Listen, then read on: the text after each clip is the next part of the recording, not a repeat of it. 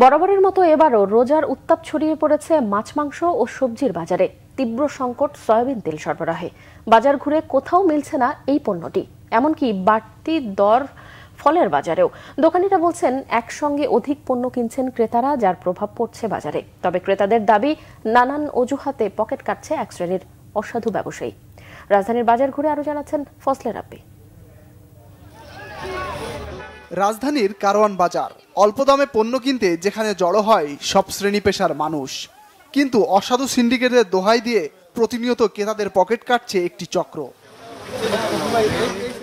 রবিবার থেকে শুরু হচ্ছে মাহে রমজান, এরই মধ্যে নিত্যপণ্যের বাজারে উত্তাপ ছড়িয়ে পড়েছে।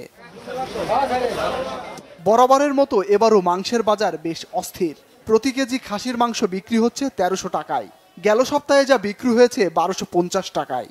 মানভেদে গরুর মাংস বিক্রি হচ্ছে ৭৫০ থেকে ৮০০ টাকায়।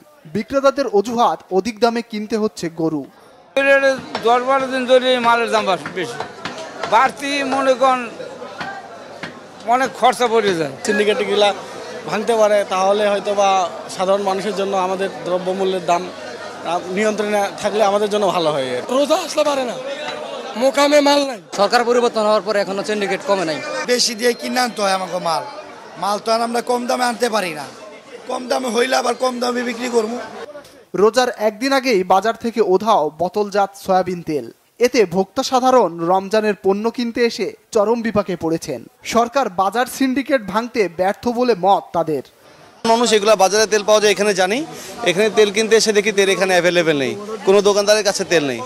রমজান মাস তেল ছাড়া চলবে কিভাবে? ইফতারি বানাবে কিভাবে? মানুষ খাওয়া দাওয়া করবে কিভাবে? মাল সবই অ্যাভেলেবল, শুধু একমাত্র তেল নাই। আমি যখন সেনাবাহিনীর লোকরা ডাক দিলাম তখন আমরা 200 টাকা করে পেঁয়াজ দিচ্ছে, তার আগে হচ্ছে 260 টাকা করে পেঁয়াজ চাচ্ছে। কারণ আমরা মহল্লায় যেই দামে কিনি, এই পাইকারি বাজারে এইসব দেই ওই একই দামের।